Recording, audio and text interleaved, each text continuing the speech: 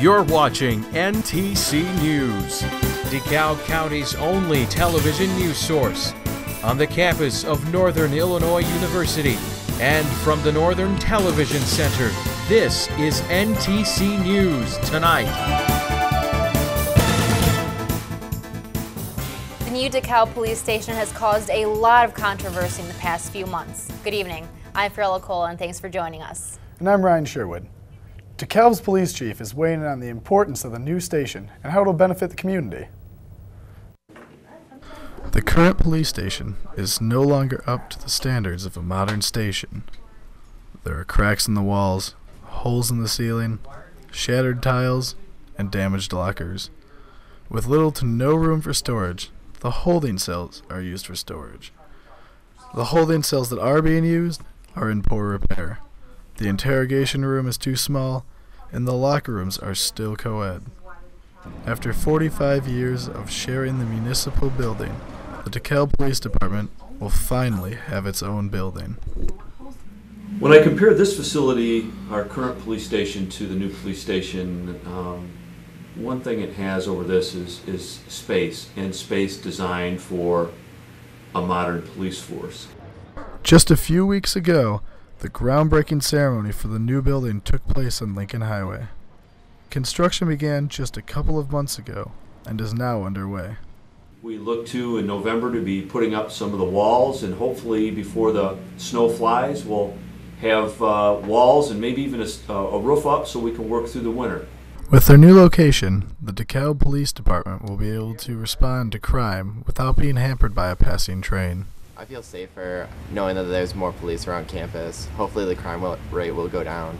While some students are happy with the move, the Black Student Union believes that the presence of police will lead to heavy-handed dealing with minorities.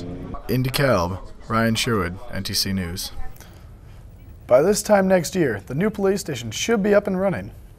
Thanks, Ryan.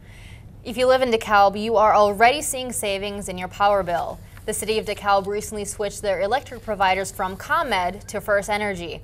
The decision was approved in June and will save the city almost $3 million a year.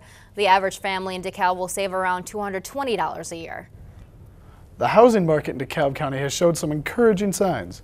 Home sales in DeKalb have been up 44% from August 2011 to August of this year. This is one of the largest increases of any county in the state. Low interest rates and the amount of foreclosed homes are cited as reasons for the turnaround. Construction of new homes is also up, and median home prices have increased by nearly 10%. This has been seen across the nation as home sales are showing some of the biggest increases in years. Sycamore firefighters will be thinking pink during the month of October. In honor of Breast Cancer Awareness Month, the fire department added pink ribbons and lettering to their usual navy blue uniforms. They're offering their time and hugs in Hug a Hunk booth. If you'd like to show your support or purchase a t-shirt, call 815-895-4514 for more information. An investigation into Cook County courts is uncovering secrets kept by its judges. And it looks like Jesse Jackson Jr. won't be returning to work as soon as expected. These are today's state lines.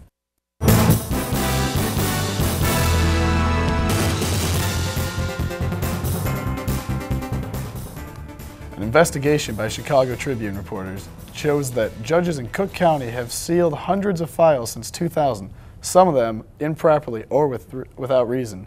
The report says judges have hidden entire cases when only sensitive information needed to be removed. That clashes with established law. The wife of Jesse Jackson Jr. says he won't go back to work in Congress until a doctor approves. More than 3 months have passed since Jackson disappeared. He was hospitalized for severe depression and gastrointestinal problems. Jackson has said his return to his campaign by Labor Day. The state is urging Illinois hunters getting ready for deer hunting season to make safety a top priority. There were 26 hunting accidents last year and 1 death. About half involved falls from tree stands. The firearm deer season starts in mid-November. The University of Chicago is getting rid of its swimming requirement. For the past 60 years, U of C students have had to pass a swim test or take a swimming class during their freshman year. The university will also no longer require 3 credits for physical education. Those are today's state lines. A wave of violence across Iraq results in the nation's deadliest day in nearly a month. And a crucial term begins in the U.S. Supreme Court. Here's what's happening in today's World Watch.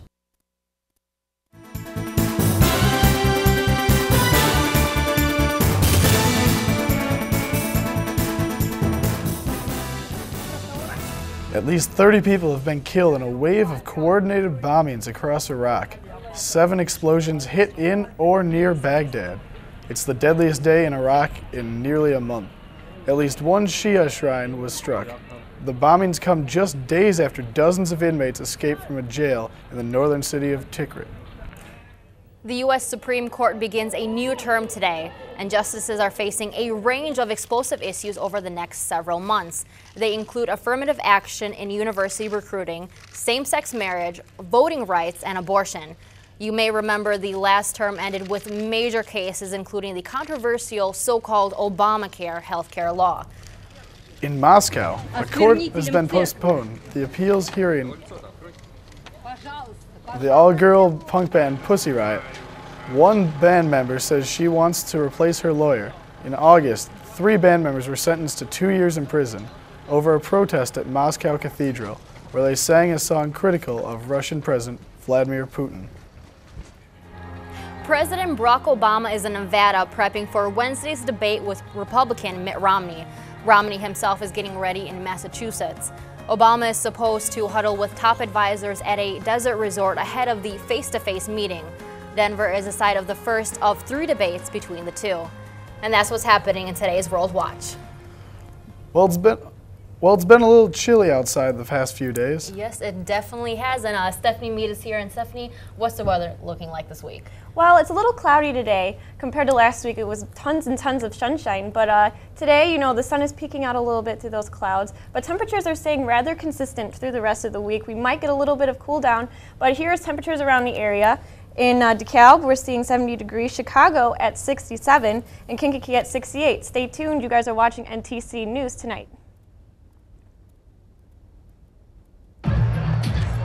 Sorry, there was a bug in my hair. If you drive buzzed, it could cost you around $10,000. You'll face major legal fees, major fines, and steep insurance penalties. You could lose everything. Nothing kills a buzz like getting pulled over for buzz driving, because buzz driving is drunk driving.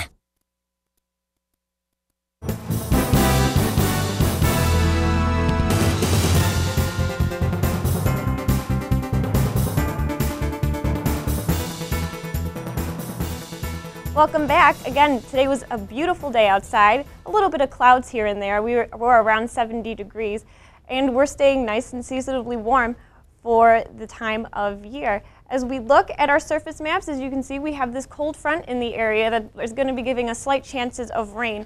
And as we progress through the week, you see it slowly moves across the area, but we do have this other system off to our west, which is going to be giving us chances of rain towards the end of the week, and also cooler temperatures as we approach Friday and Saturday. Here, the temperatures around the nation are looking warmer compared to last week. As you remember, we had most of the Illinois area and Midwest in the green color, which is around the lower 70s to upper 60 degree weather. Now we are in yellow, which is giving us nice 70 degree weather. Tonight will be around 43 degrees with mostly cloudy skies, with winds coming out of our east at 5 miles per hour. Tomorrow we'll be seeing temperatures around 70 degrees, partly sunny skies, and winds coming out of our northeast at 5 miles per hour. Tomorrow night is when we get chances of rain. We have a 20% chance of rain, so keep your umbrella close and your rain boots as well. We should be seeing temperatures in the upper 40s. And as we progress through the week, Tuesday is the only day that's looking rather nice. We're going to be sitting at 70 degrees, and we have rain across the board for the week and into the weekend. That's all for the weather. Back to you guys at the desk. Thanks, Stephanie. Ryan, as you may have noticed, there is a lot of construction going around campus. Yes, there is. And we asked NIU students what kind of a hassle it is. Here's what you told us.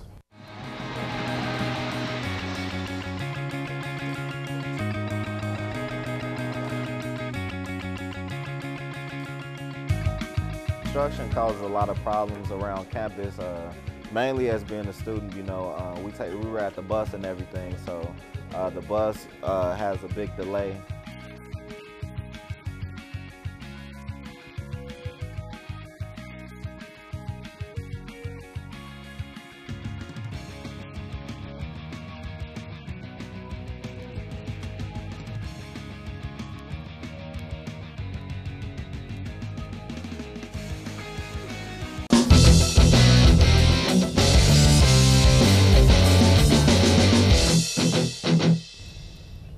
You know, there is nothing greater than stomping your conference rival.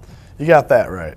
It's time for NTC Sports, and Eli Gade joins us now to tell us how the Huskies played it on Saturday afternoon. Oh, I think Fiorella described it best. NIU ran all over MAC rival Central Michigan at Husky Stadium on Saturday. Now, if you remember last year, the Chippewas took down the Huskies last year at Central Michigan, but Saturday, obviously a different outcome. It was the Leighton Settle show early on. Here's an 11-yard touchdown run, putting the Huskies up 7, and then their next possession, Settle, he's going to bounce out to the left, gets a nice run here, but this touchdown was called back due to a holding penalty, but it's okay. A couple plays later, Jordan Lynch is going to connect with his main target, Martell Moore, to put NIU up by 14. Back to Settle in the second. He carried the rock 23 times, had a career high 153 yards on the ground, and 3 scores. Now this is his 3rd score. He played like a sir in this game. 4th quarter, he's not done, as I said. Takes this one 46 yards to add insult to injury as the Huskies cruise to a 55-24 victory. Lynch also had over 100 yards on the ground, finishing with 160. And the women's volleyball team took the court this past weekend against division foes. The Huskies took control of that home court advantage at Victor E. Court, taking down Ball State 3-1 on Friday night.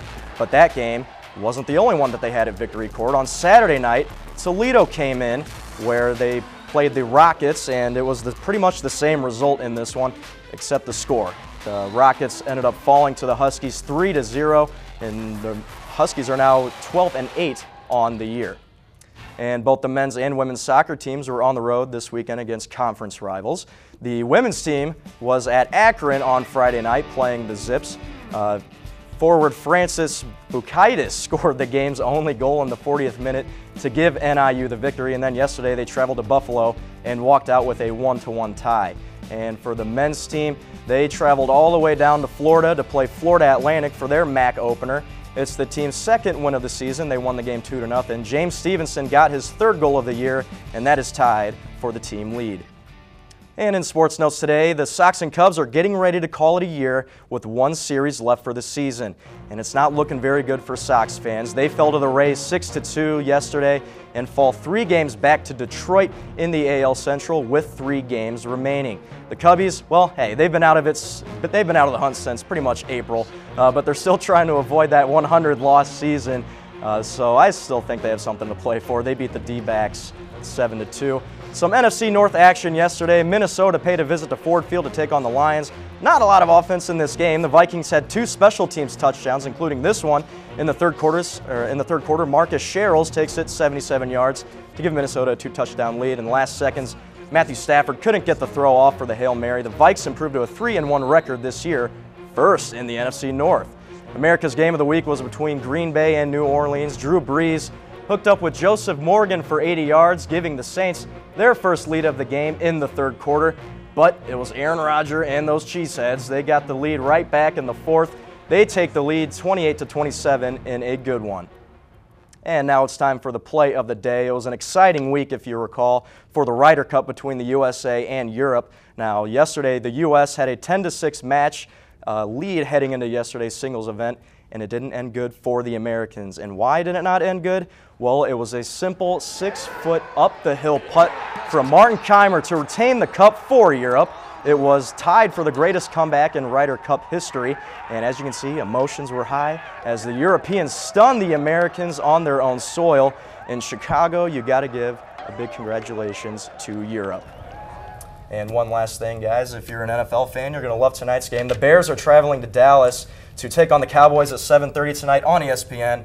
Now, if Chicago gets that win, they will be 3-1 tied with the Vikings at top of the NFC North. Make sure you check it out.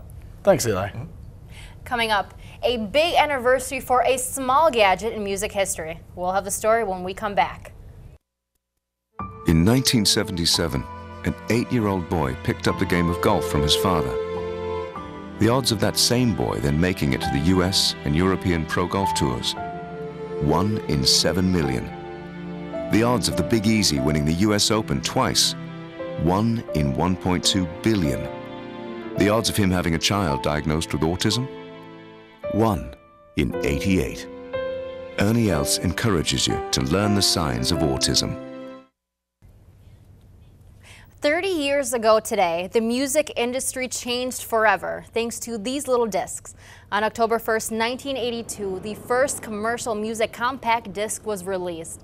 The album Billy Joel's 52nd Street went on sale that day in Japan. Since then, hundreds of thousands of billions CDs have been sold, though the number is shrinking as music sales are shifting to digital forms. An early Sony CD player sold for $730 in 1982. Adjusted for inflation, that's about $1,700 today. Wow, $1,700 for a CD player? Let's be glad those days are over. Yes, definitely, since everyone is using MP3 players nowadays.